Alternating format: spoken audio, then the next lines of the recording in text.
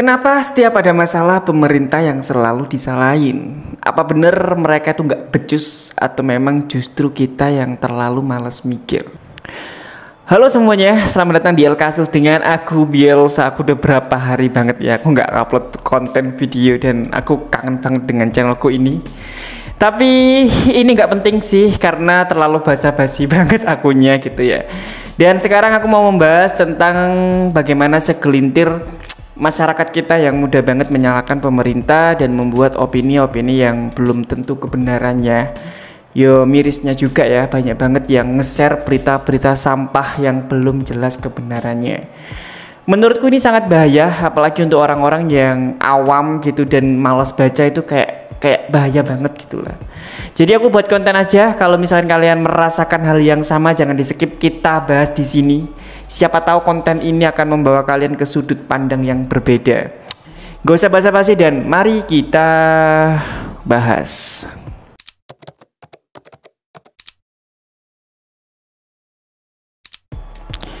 Sekarang coba jujur deh, berapa kali kalian ngegas di media sosial, nyalain pemerintah, ikut-ikutan trending topik, tapi sebenarnya kita sendiri nggak ngerti apa yang lagi dibahas.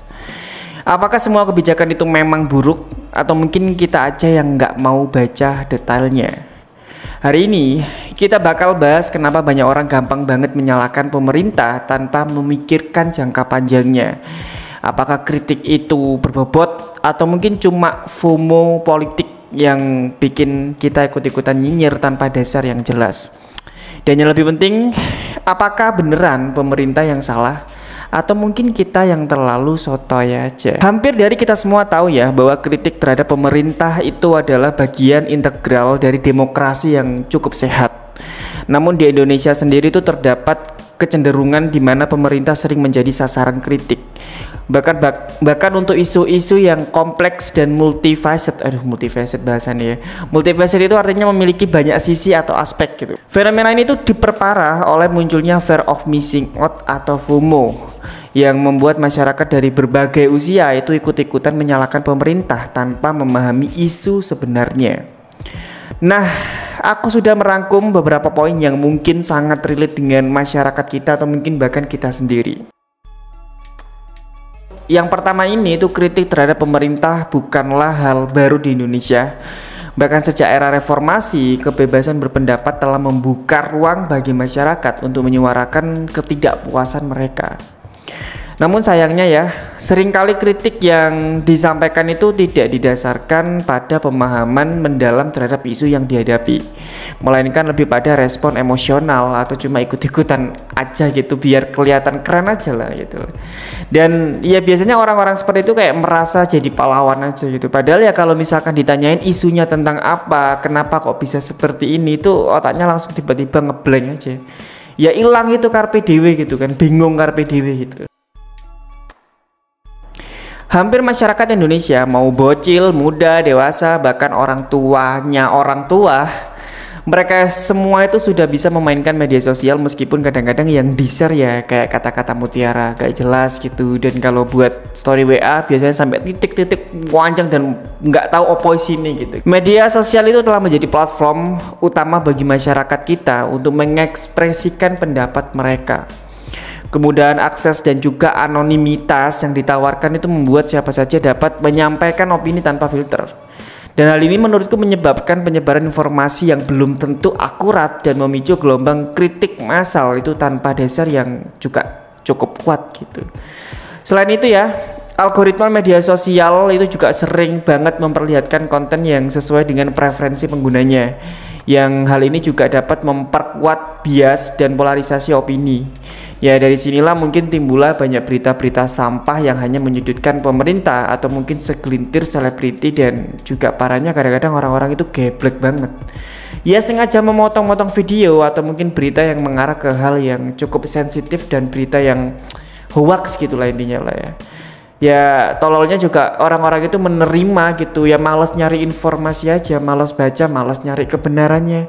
Dengan kesadaran penuh mereka itu membagikan berita itu seolah-olah itu sesuatu yang benar. Dan informasi itu ya akhirnya dibagikan ke lebih banyak orang bodoh yang tidak sadar dengan kebodohannya dan merasa paling benar. Akhirnya dari situ timbullah banyak komentar-komentar aneh-aneh yang mungkin kalian bisa melihat sendirilah. FOMO itu bukan hanya mempengaruhi generasi Z atau generasi milenial gitu ya, tapi juga generasi X itu juga ternyata ikut-ikutan, baby boomer juga ikut-ikutan. Jadi ketika ada isu politik atau kebijakan yang viral, banyak orang dari berbagai kelompok usia itu mengikuti atau mengomentari, mengkritik tanpa benar-benar memahami konteksnya. Ya contohnya kalau misalkan ada generasi Z atau milenial terus aktif di media sosial dan sering mendapatkan informasi dari platform media, entah Twitter, TikTok atau mungkin Instagram. Banyak yang terlibat dalam diskusi politik karena takut ketinggalan tren aja gitu. Itu ya cuma pengen ikut-ikutan aja. Sedangkan generasi X atau baby boomers itu lebih terpapar informasi dari WhatsApp dan juga Facebook. Dan biasanya ya mereka ini tuh sering kali menyebarkan informasi tanpa melakukan verifikasi. Salahnya di sini gitu. Sehingga semakin memperkuat narasi bahwa pemerintah selalu salah. Ya mungkin di antara keluarga atau mungkin saudara kalian gitu ya ada lah ya yang seperti ini gitu kan. Kalau kalian menyadari ya, FOMO itu sebenarnya memiliki dampak ganda terhadap partisipasi politik masyarakat. Bahasaku kok tambah kok ini ya.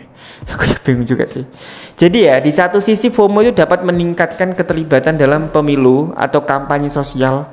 Namun di sisi lain, keterlibatan yang didorong oleh FOMO itu seringkali bersifat superficial dan tidak didasarkan pada pemahaman yang mendalam terhadap isu yang ada atau dibahas gitu. Hal ini menurutku dapat menyebabkan penyebaran informasi yang tidak akurat dan memperkuat siklus kritik tanpa dasar yang jelas. Akhirnya ya muncullah banyak orang-orang bodoh yang ngeyel dan gak tahu diri bahwa statementnya itu salah gitu. Ya itu banyak banget lah. Ya mereka cuma malas aja, malah cari informasi atau memverifikasi aja gitu. Terus bagaimana cara mengatasi kritik dan FOMO terhadap perkembangan media sosial saat ini ya? Jadi aku punya cara bagaimana untuk mengatasi kecenderungan masyarakat yang mudah mengkritik tanpa dasar dan fenomena FOMO dalam kehidupan di media sosial. Aku disclaimer dulu, ini tuh belum tentu benar dan kalian bisa mengevaluasi lagi apa yang aku katakan. Jadi aku cuma merangkum dua aja ya. Ya aku malas aja sih, malas banget mikir banyak-banyak gitu. Yang pertama adalah pengguna media sosial yang bijak. Jika kita sebagai orang yang cukup aktif di media sosial, misalkan ada berita apapun yang akunnya nggak jelas, terus memuat video-video berita provokasi dan lain-lainnya, kalian itu perlu memverifikasi informasi sebelum membagikannya. Dan jangan sampai kalian itu terjebak dalam tren sesaat tanpa pemahaman yang jelas. Ya biasanya kan banyak tuh ya berita-berita yang menjelekkan pemerintah, instansi dan semua itu kadang-kadang ya nggak disaring gitu. Seolah-olah semuanya salah gitu. Padahal kan kita nggak bisa memukul rata bahwa semuanya salah gitu.